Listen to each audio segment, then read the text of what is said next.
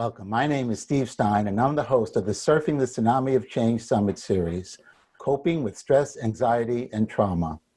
This session, Finding Your Voice in Difficult Times, is with Elizabeth Lesser. We're so glad to have her. Elizabeth is a co-founder of the Omega Institute, where she focuses on holistic education, meditation, cross-cultural understanding. She has written several best-selling books, including Broken Open, How Difficult Times Can Help Us Grow, and Marrow, Love, Loss, and What Matters Most, and her newest book, Cassandra Speaks, When Women Are the Storytellers, the Human Story Changes.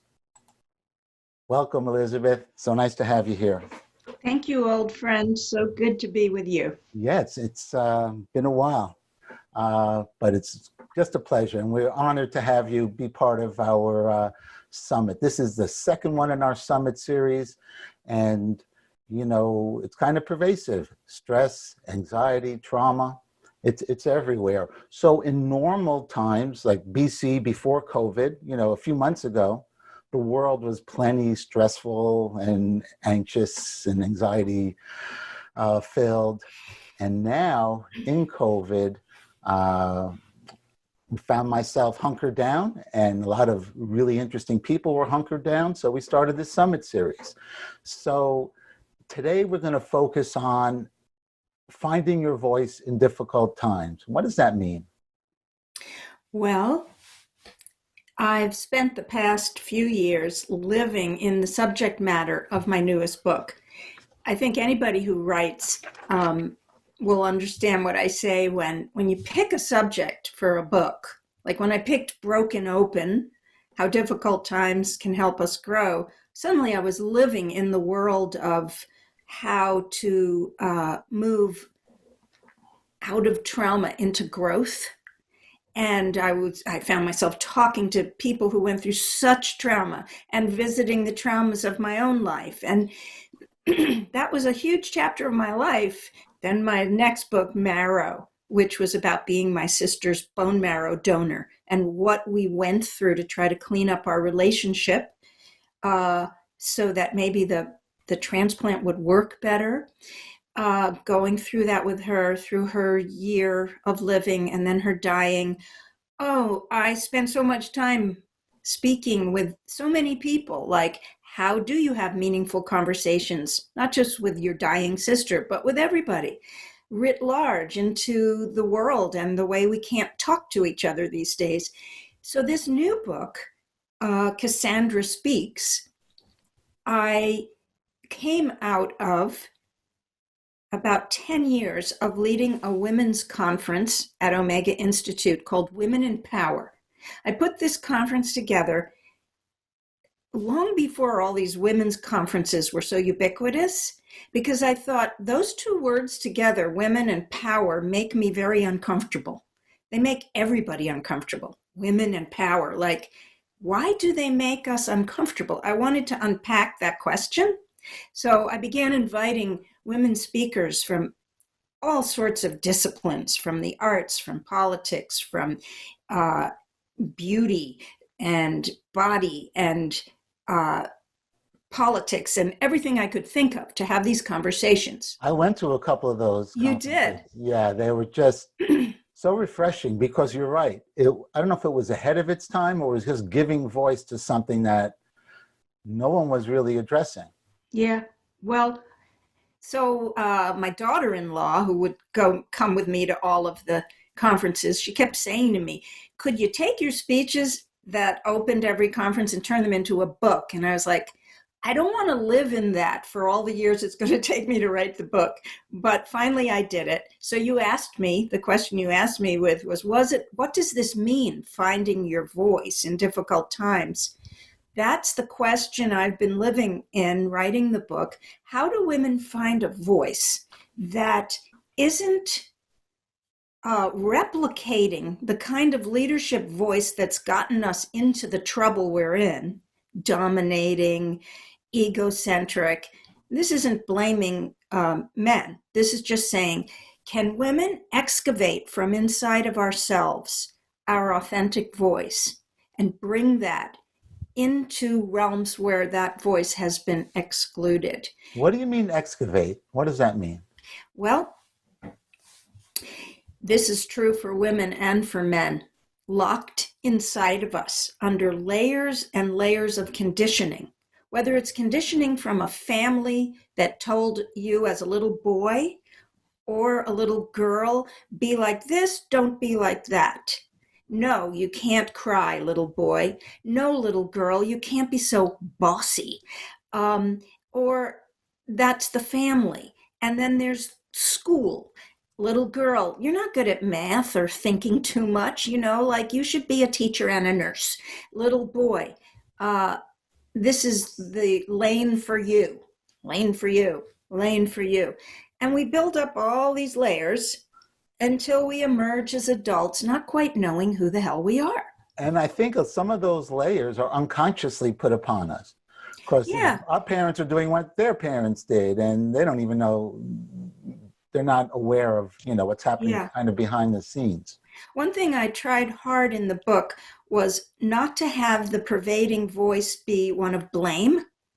You're wrong, all men, you're right, all women. I'd spend quite a bit of time in the book talking about women and our shadows, the shadowy behaviors that we have created in ourselves to find our voice in a world that has put these layers on us. So I don't want to say that the layers are here because of some cruel overlords who knew what they were doing.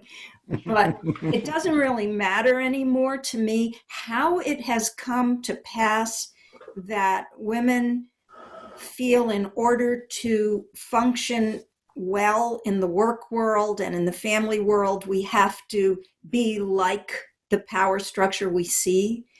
Some of it's conditioning, some of it's in our hormones. Like, it doesn't matter to me anymore. What matters is that I believe women have something within us that the world needs now that has not been listened to. That's why I go back in the book to several myths that are still alive and well in our culture, whether it's Adam and Eve or Cassandra, which I named the book after, or Pandora, and all sorts of films and literature and myths that we're still guided by. And I tried to unpack them and say, men told those stories. What stories would women have told if we had been as validated as men? Wow, a lot to talk about. One thing that kind of keeps resonating is, reminded me of our old friend Robert Bly, who, he had this little book on the human shadow. And he tells the story in a different way. But yes, we're told, so real quick, he talks about, when we're young, we're 360 degrees of radiant light. And then our mother says, don't do this. Our teacher says, don't do that. And then by the time you're 10 or 12, you're 180 degrees of light. And he says, you take all that light and you throw it in the bag behind you. And by the time you're 20 years old, the bag is 3 miles long and 500 pounds. So he calls that the human shadow. But it's this looking at life and experiencing life where you're kind of muzzled. You don't get the chance to, to fulfill yourself or to communicate. And I think that's what you're getting at. And there's no question we need women's voices now. So what would that look like? How is a woman's voice different than a man's voice? This is very tricky territory, especially now in a time when gender is so up for grabs. So what I'm about to say is what it means to me. And for some women, it doesn't mean this. And for some men, it doesn't mean this. But what I have found through my own life and through a whole lot of research, I did a lot of research working on this book. Wow. That whether through nurture or nature, when you put a woman in a leadership position And there's been so much research done on this from corporations, from the military, from governments, from sociologists and psychologists. Women have more a proclivity, if allowed to be who she is and not overwhelmed by the prevailing culture, to be more cooperative, more seeking of emotional connection with others, less coming from a place of control and more from a place of letting other people into decision making, less threatened by other people who are smarter, wanting to create a community as opposed to a hierarchy. And that has just been shown over and over. I'm very careful in the book and in my own life to say, if women had been the ones setting the standard from the very beginning, men's genius would not have been able to prevail. If men's body... Say that again? That was full. Let's say women had told the first stories. Let's say the Adam and Eve story didn't portray Eve as second born and first to sin. That's the story of Adam and Eve. Wow. She was born second to be man's helpmate, and she was the first to sin.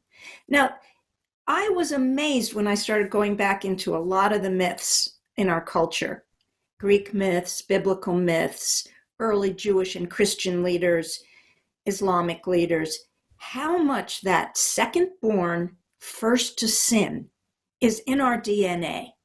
Talk about coming right out of the box behind the eight ball. I mean, how do you win? How do you move forward? For women? Yeah. Well, we've got a long history of not moving forward. All sorts of means used to keep women in that role, whether it's rape or just shaming, saying things like women talk too much, women are petty, women should only be in the home, motherhood is sacred, yet women are first to sin, very confusing things. Don't wear those kind of clothes because boys will be boys. Lots of ways of keeping women in line. And as you said at the beginning of our conversation, not necessarily consciously, it's just the water we all drink in our culture. So what we're seeing these days with, let's say, the myths about that Black Lives Matter are exposing how we've never looked really at the legacy of slavery. We've never looked at those stories. We got to go back and look at that story, feel the pain, look at it and feel the pain. Don't turn away, because until you feel the pain, we're not going to change it. Well, I did that with these women's stories.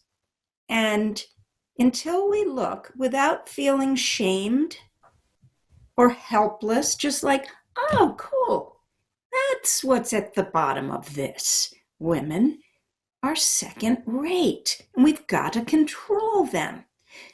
Women created all sorts of very fucked up, excuse my French, coping mechanisms around this. I'm not saying women have had nothing to do with perpetuating these myths, but until we look at them, like let's take Cassandra. May I tell the story of Cassandra? Please do. And if you want to stop me and get us back into the question of dress. So I want to hear this. I was going to ask you to refresh my memory of the story, but as a precursor, why is that relevant? What you're about to say, what's the context that makes it relevant to today's insanity that is pervasive? And then please tell the story. Yes. Or is that reverse, or you want to do that after you tell the story? Either way. I'll tell the story. I'll put it in context of how might women finding their voices help women with the stress we're dealing with now with COVID and politics and climate change, and how might everybody benefit from it? Okay, children, perfect. Men, everyone. When a huge chunk of people, whether it's Black Lives Matter or women, are excluded from the general conversation about what matters in our culture. Where are the resources going to be given? Are you a valuable human? And if you are, you can do whatever you want because you are intelligent and worthy. And entitled. And entitled just like everyone. If you live in a culture, which we do, that tells stories that say, no, Black people are actually less intelligent and less worthy. Women are second born and first to sin, so let's not trust their voice. Let's keep them in a certain role, even as we've all made a lot of progress. If we're still telling those stories and not unpacking them and not understanding how they're unconsciously affecting all of us, we're not coming from authenticity, and we don't trust each other, and we have all kinds of strange coping mechanisms. We become, I forget exactly how Maya Angelou puts it, but like when strong feelings go underground, we become bitter instead of better. So there's a bitterness that often is between women and men, in women. And that bitterness, if we can change the prevailing stories, could become such a gift for the culture. All the qualities that women have within that have been relegated to a very small sphere is what the world needs now. Care, compassion, listening. That's the pure essence of the quality that has now been embittered. So you want me to tell the Cassandra story? Or you want another? Yeah, I'm curious to see how it would tie. I mean, Okay. Yeah, absolutely. So Cassandra was a princess, a mortal princess in ancient Greece. And she was the most beautiful daughter of King Priam and Queen Hecuba. And she was being courted by everyone, even the gods, even the immortal gods, wow. Zeus, king of the gods, and Apollo, his son. He was the one who was most Forgive successful. me, she must have had a lot of followers on Instagram. She did. She was incredibly, she was like the Kim Kardashian of the Greek time. Got it, okay. So Apollo won out. And he won by offering her the gift that everyone wanted, which was to be clairvoyant, to be able to see into the future and to tell the future. And he said, if you like me, I'll give you this gift. She said, great, I'll take it. She had no intention of being with him as a partner because she had committed herself to being a celibate goddess worshiper. But he took it to mean that they were going to have sex right then and there, and she refuted him. And in his fury, he put a curse on her. Cassandra, you will know the future. You will see everything that's going to come and befall the human people, but no one will believe you. He didn't just take the gift away. He made it, he kind of put a torturous curse on her. You will see everything, but no one will believe you. So she did see everything. She foresaw the fall of Troy, her city. She foretold the Trojan horse. She foretold the destruction of her city.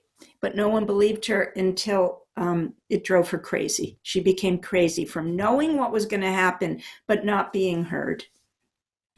So I think women often do know what's going to happen at the deepest level. We see what this world needs. We feel what this world needs. We feel what children need and people need and planet needs. But we've been called hysterical and overwrought and too emotional and not rational enough. And our dreams have been relegated to small areas.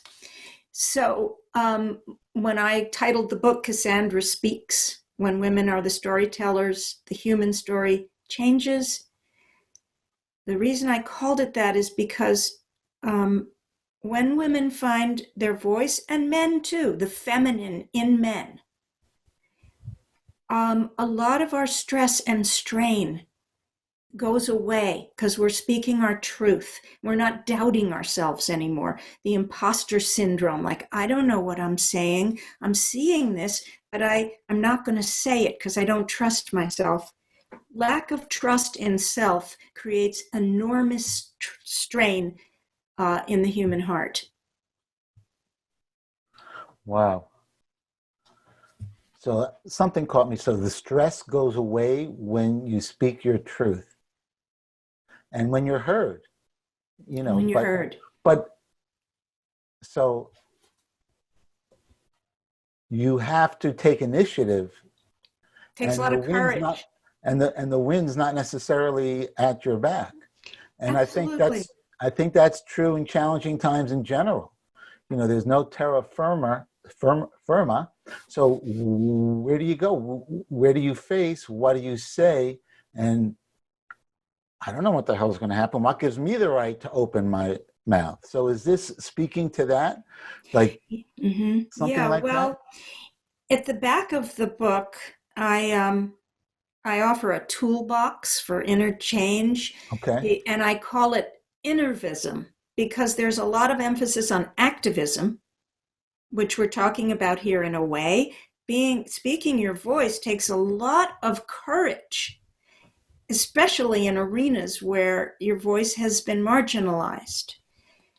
And if all we are activists without working on the self also, it goes awry. It's like the Nietzsche quote, be careful fighting monsters that you don't become what you're fighting. So this is where Robert Bly's shadow work that you talked about is so important, to constantly be looking within, even as we're working on the outside. My God, if this was a podcast, I'd be talking about politics now, but I'm not going there. We're talking about, what's the title of this talk? Finding your voice in difficult times and doing something about it, or doing something with it.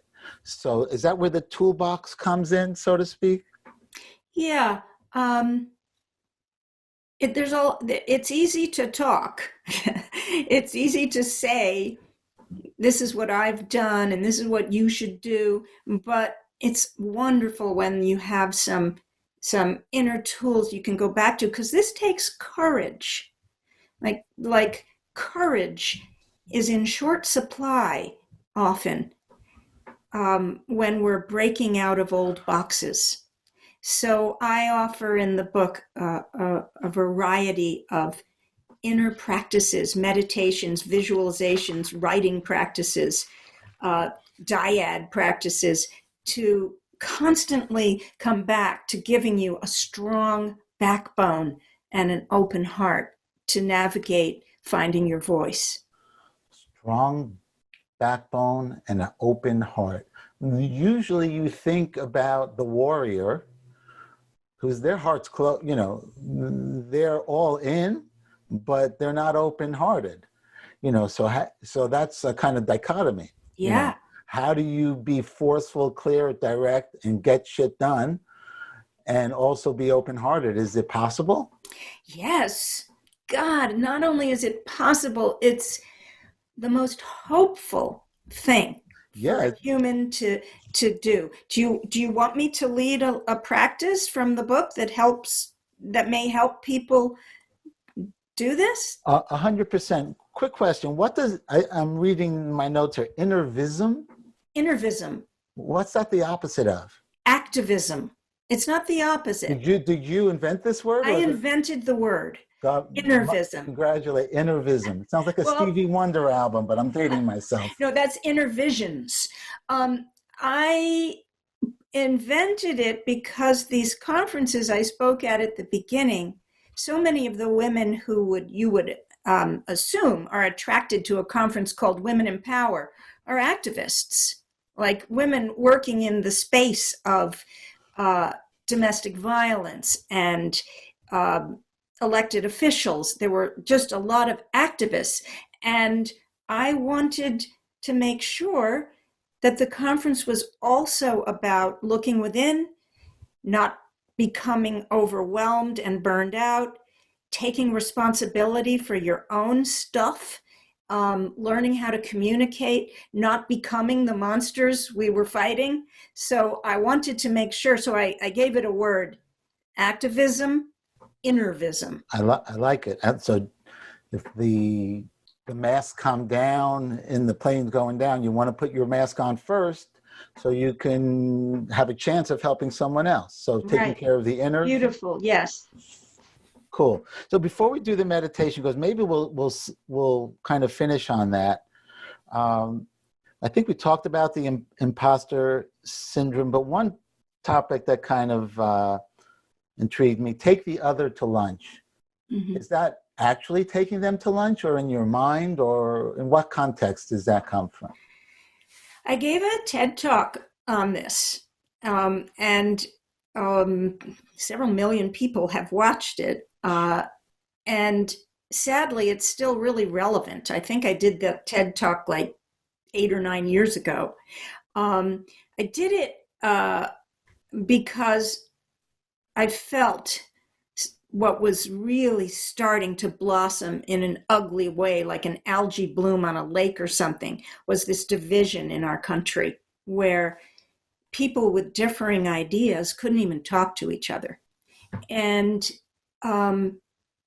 I love diversity of all kinds. You know, I've studied ecosystems, and diverse ecosystems thrive. Monocultures in nature die. And so we think of diversity as racial diversity, gender diversity, but the most testy anti-diversity there is the diversity of ideas. So for me to do diversity training on race or sexual orientation is really not such a big deal. But me as a liberal, feeling love and acceptance to somebody who's a conservative, like I thought, yes, I take responsibility for being a bigot. I'm a bigot toward people with other ideas than mine, and I don't want to be. What a hypocrite.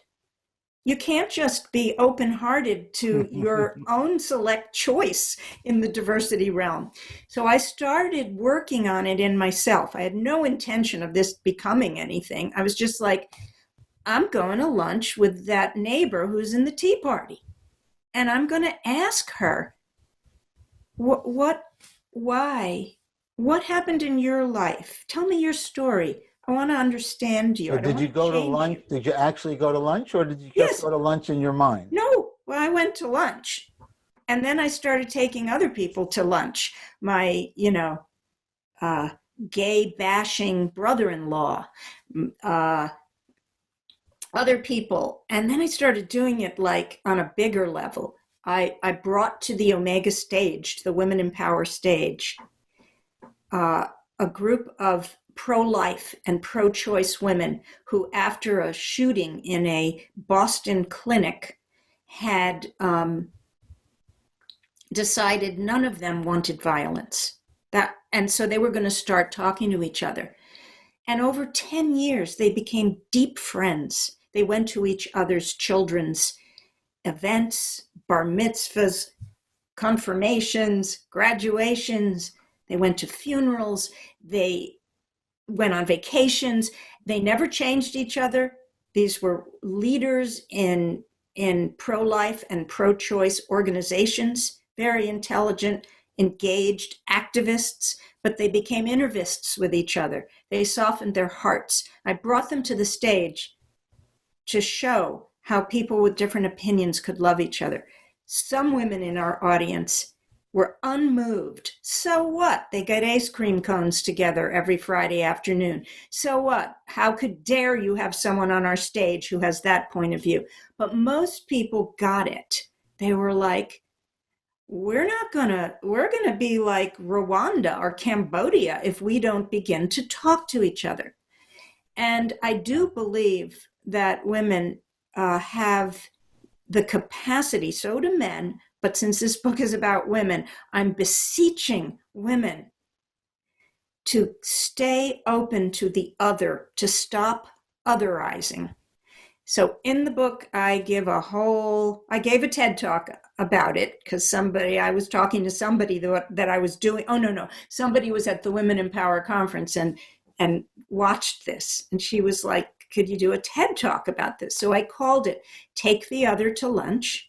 Got it. And I give a whole list of how you might also take your others to lunch. Wow. How timely is that message?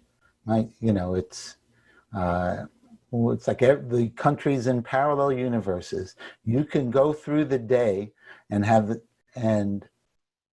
tune into one channel and tune into the other channel, and you'd never know it was the same fire or the same political fill in the blank. You'd think you're in different countries, different worlds. And taking the other to lunch isn't going to move maybe the 25% of people on both sides who will absolutely refuse to get out of the otherizing stance. But if enough of us learn to respect each other, I'm pro-choice, you're pro-life, tell me why. I want to understand. I know you're not fundamentally flawed, wrong, bad human for thinking this way. I want to respect you. Do you want to respect me? Let's talk. Wow. That might just sound like, oh, that's so nice. But actually, it is fierce work. It is hard work. And it is the work that will save us. Wow, because there's some common ground in everyone. The common ground is called love. And love is a muscular, difficult road. If you look at the people we worship, the Dr. Kings, the Sojourner Truths, the Rosa Parks, the Mother Teresas, the Gandhis, they were all... The Bruce Springsteens. They were all coming from love. And I know we both love Bruce.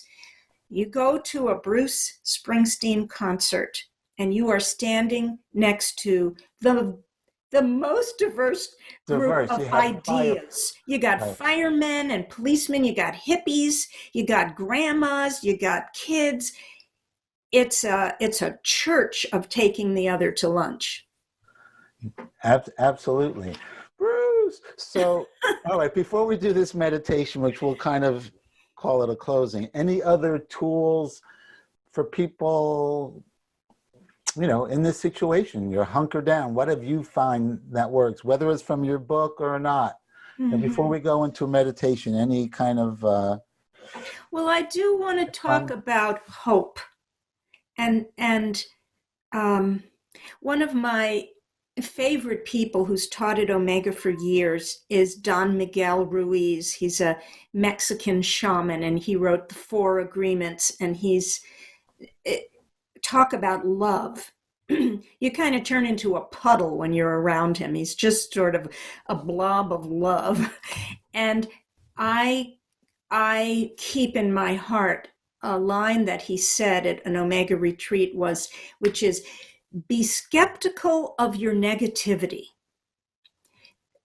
When you're feeling negative, take a moment and think, is my negativity really like what I want to put in charge of my life right now? Is it real? Is it just fear? Is it a story I'm telling myself? And in the vacuum of the negative voice, humans are, it's actually a biochemical reaction to be negative and fearful, because it comes from our caveman day. We're like, survival. It's survival. But a lot of times our negativity, as we all know, is not about survival. It's a story. So be skeptical of that story. And in the absence of that story, what might bubble up? I tell the story in the book of Pandora. If women had written the Pandora myth, it may not have looked at like the way it does, which was again, the second born, Pandora, she was the first human woman. And she was given this box. It was actually a jar, and told, never open it. Don't open it. Like Eve, don't eat the fruit. But she was so curious. She opened it, and all the bad elements of what haunt us still, fear and greed and hunger and toil, came out of the jar. And she closed it just in time to leave one spirit in, and her name was Elpis, the spirit of hope. We don't hear that part of the story very much, but hope was left in the box. Elpis? Elpis. How are you spelling that? Elpis. Okay. She's the spirit of hope. And she was left in the box. Pandora shut it just in time. And she's in there for us so that when times get bad, like they are right now, we don't succumb to negativity 100%. We keep this flame in our heart of, we've made it through other things. Everything happens for a purpose. We can grow from this. We can learn from this. I'm going to be a light. I'm going to grieve and fear. I'm not a saint. I'm going to try to keep Elpis alive in me. Wow. Amen. I never even heard the term Elpis, but hope is, there's a shortage of hope these days, no question. Mm-hmm. So I think next up, I'm going to say our little outro, and then you'll go right into a meditation? Yeah. Okay. My name is Steve Stein. I'm the host of the Surfing the Tsunami of Change Summit Series, Coping with Stress, Anxiety, and Trauma in Uncertain Times. Our guest today was Elizabeth Lesser, and it's been just a pleasure chatting with you and having you part of our summit. Thanks so much. Thank you. All right. So is there a title for this meditation? Yes, of course there is. Do no harm and take no shit. If you can have that. Of course. Okay. There's there's no one editing this but me. So yeah. Do no harm, take no shit. That's so Brooklyn. I love it. Bruce could write a song. Bruce. Yeah, Bruce. That's a good song to write, I like it.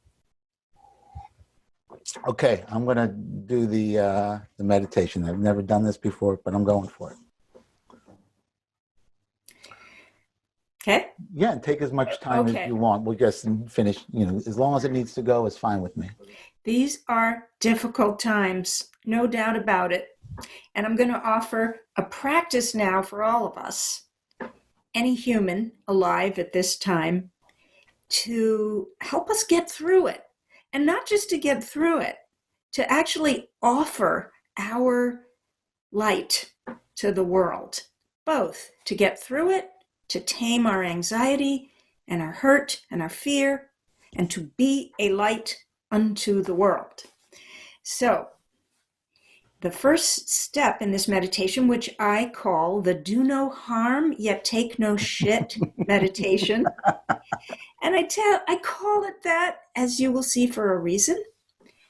The biggest reason is I want to demystify meditation from being this precious, holy thing to being something that gives us a backbone and keeps us connected to each other. So I call it do no harm, take no shit, because when I was going through my sister's belongings after she died from a very tragic early cancer death, she was a nurse practitioner, and she served a poor rural community in Vermont. And I found in her belongings a needlepoint that had stitched on it, do no harm, but take no shit. And as you all know, the oath you take when you become a health practitioner, a doctor or a nurse, is do no harm. So she was alluding to that since she was a health practitioner, but she added the take no shit. And a lot of that is because nurses take a lot of shit. So I turned that into a meditation, and I'm going to lead it for you now. So first of all, come into a nice, strong posture. You see the posture of the Buddha and other meditative iconography, and there's always a straight back, and you think, why is that? Is it some kind of torture thing? And no, it's because when your back is straight, and I want you to feel it right now. And if you have a bad back and you're in pain, you can sit up against a wall, and you don't have to be on the floor. You can be in a chair. But feel what happens when your back is straight, and close your eyes for a moment. You can feel your lungs expand, and that beautiful exchange between your lungs and your heart and your brain, and the oxygen goes through your whole body, and there's very little energy that's blocked when your back is straight. And you have a sense of I belong here, almost like you're on a horse, like riding through your land. It's a stance of fearlessness. Just feel that in your body right now. Now, at the same time, keeping your eyes closed, feel your shoulders relax, your jaw relax, and your heart and chest soften. So you have a strong back, I belong here, and a soft, open heart. The whole world belongs here. It's not just me. It's everyone and everything. It's undefended. Strong back allows you to be undefended. Now, open your eyes for a moment. Have you ever seen a statue of the Buddha where one hand is like this and one hand is like this? It's a very common statue. You see it in people's gardens now or in their homes. So I want you to take your hands right now and do what the Buddha did. This is a mudra in Pali, the language of Buddhism. The mudra means hand positions. This is the mudra of fearlessness. And I kind of call it the take no shit mudra. It's like, no, I know who I am. I have boundaries. I belong here. I'm valid. If that's the only mudra you'd ever do, you'd kind of be an asshole. It's like, that's not the only feeling you want to have. That's why this is always with it. In this cup, you hold the whole world, the suffering people, the beauty, the pain, the love, the joy. You are big enough to hold and respond to everything, but you're not going to get overwhelmed and overrun. So this is what I call activism, innervism. Together, I can be active. I can be a warrior, but I do no harm. I take no shit. I do no harm. So we're going to sit now for 1 minute, quietly.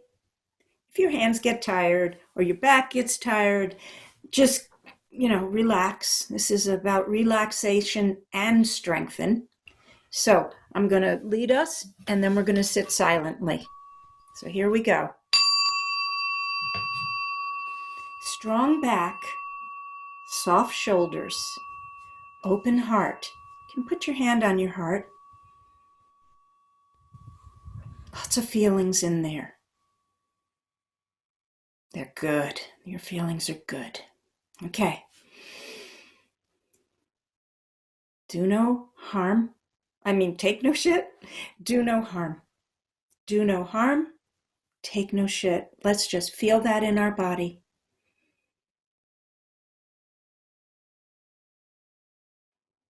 You are strong and you are soft. You are boundaried and you are wide open.